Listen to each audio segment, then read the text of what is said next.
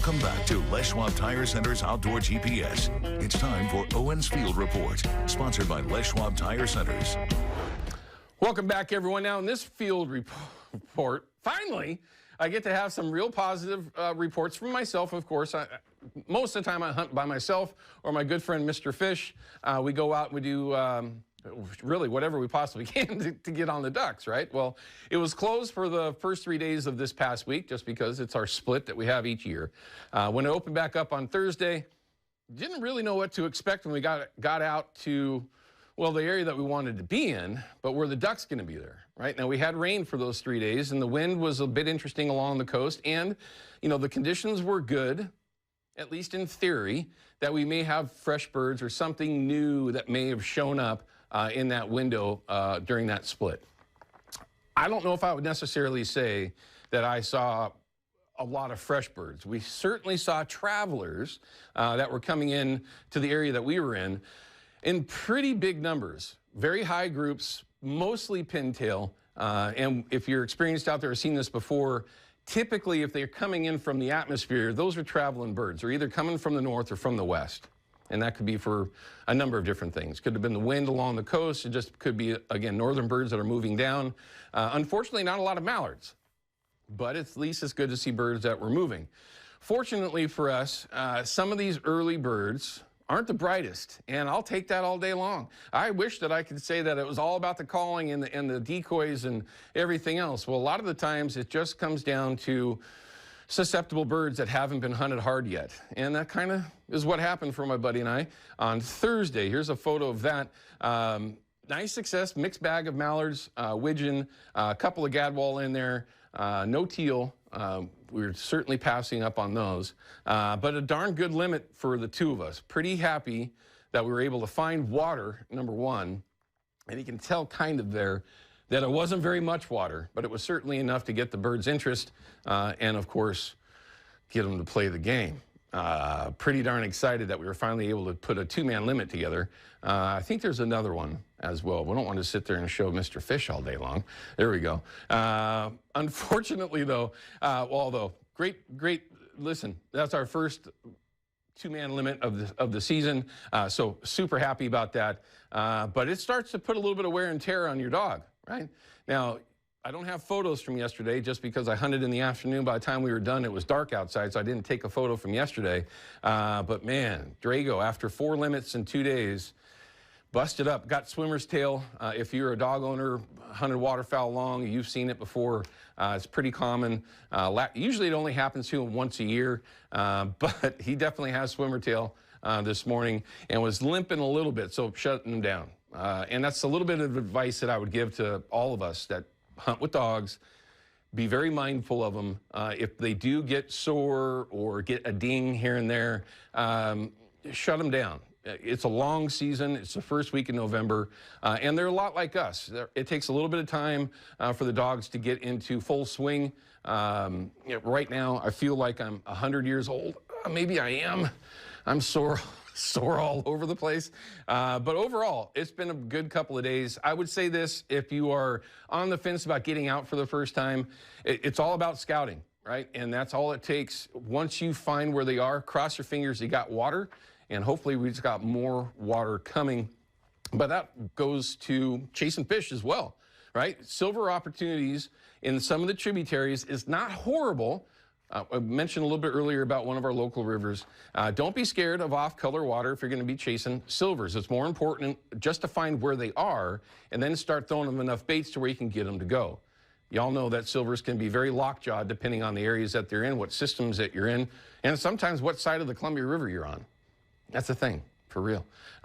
So certainly not worth giving up. It's definitely an option. If you really wanted to get motivated, and some people hate it when I say this, but up above Bonneville, there's a river mouth on the Washington side that gets pretty popular for a reason this time of year, because it's pretty good. And there's enough silvers that are up there to keep everybody occupied. So there are certainly some options. If you're thinking about the coast, I haven't gotten any interesting reports this week. I'm sure that there's some positive ones that are out there, but I have not personally heard any of those reports other than struggle. Struggle bus is real.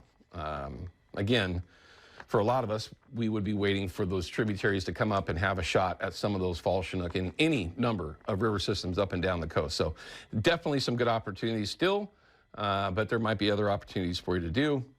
And in a little bit, we're going to talk with Cameron Black and have another interesting option in November. See, I like that photo. I didn't even realize it was up behind me. That's nice. I like that. Yeah, mallards. Anytime you can talk to mallards, I don't care who you are. It just keeps you coming back. There's nothing like when they show you their back. If you know, you know. All right, let's take a look at the river levels so everybody can see what those are going to actually do. Columbia, not a whole lot going on here. Still massive tides. Yeah, it's peaking out, giving you some. I'll say this. Some of the spots that I took a look at this week were 100% dry. 2 hours later, they were full for about 15, 20 minutes, and then right back out and gone. So it's a little misleading. Certainly pay attention to tides if you're going to go out there and go mess around. Lower river in particular, it can get very, very interesting there. They are dumping more water out of Bonneville. That could be the reason why the reports from up there tapered off real quickly this week. Weather, I'm assuming, would have some effect on that as well. But still, start taking a look at some of these smaller rivers. My home river, if you want to chase silvers, I'm just going to give you a little advice. If you're going to chase silvers on that river right now with a drift boat, and depending on your knowledge of the river, you can get a sled in there right now. Clarity is certainly something to be concerned with, but there's some fish around. Problem is, with this particular river system, that might be your last shot at silvers. I don't want to get sidetracked, but it's certainly something I'm concerned with. Wilson, same thing. Any of the North Coast rivers saw pretty significant bounces. You'll see as we move our way down, all these systems had a pretty hard bounce this week, turned over quickly, and becoming very fishy in a very short period of time. Alsea is one that drops and clears quick. Nehalem, not necessarily so much, but at the very least, there's water in those tributaries now. For folks that were chasing fish in the bays, that's not what they typically want to see, because it's going to draw the fish out and up into the tribs. And with those kind of bounces, that's exactly what happened. So, again, I'm going to throw that advice out there to you. If you get onto fish in the upper parts of any of these systems and they're on their beds, leave them alone, please. And just for all of us, turn around, head downriver, and find fish that might be traveling that are not on beds. It's the best thing for the fish, and that's what's most important. Everybody likes to pull on a fish or two, but leave them alone if they're on their beds. Just a reminder that I was asked to make sure to throw back out there. Also, though, you like free stuff? Send Jason an email over at Procure, and you'll be entered in to win that weekly prize pack every Monday morning. If I had my phone on me, I don't. Every Monday morning, he sends me an email with the winner. It's a real thing. It's not a scam, like a lot of folks have thought of, which I find interesting. But at the very least, it's slanted towards steelhead, and you can use it for a number of different things. All right, let's go ahead and check in with Carly Olson and find out what this weather is going to do. You absolutely hit it perfect last Sunday on what that weather was going to do. You hit it perfect.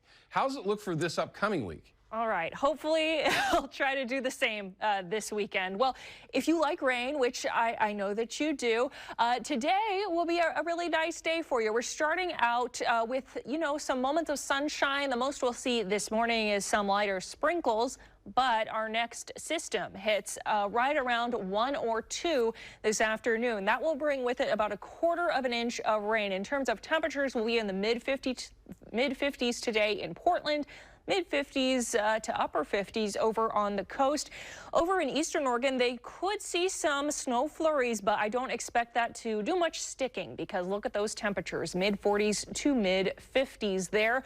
So like I said, that next system is going to hit us, between about 1 and 2 today. That'll bring some pretty consistent showers throughout the rest of the day today. By the time tomorrow rolls around, things will have pretty much cleared up. Now, we will see some chances for some showers here and there tomorrow, but those are some lighter chances. So we might see some more sunshine and in and out cloud cover tomorrow, but then another system rolls through tomorrow night, bringing with it some rains in the morning hours on Monday and then showers in the afternoon. And that should bring with it probably another 1/2 inch of rain. So all things said and done, over the next few days, we will probably see about 3/4 of an inch of rain.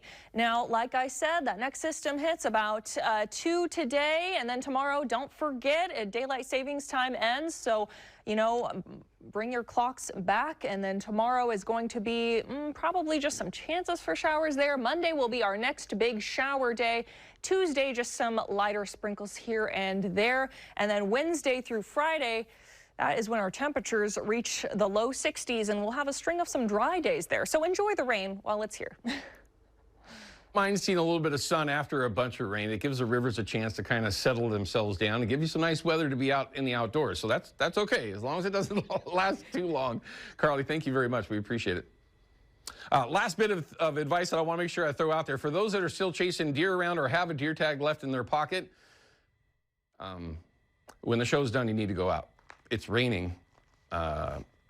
It's a good time to go chase some deer around.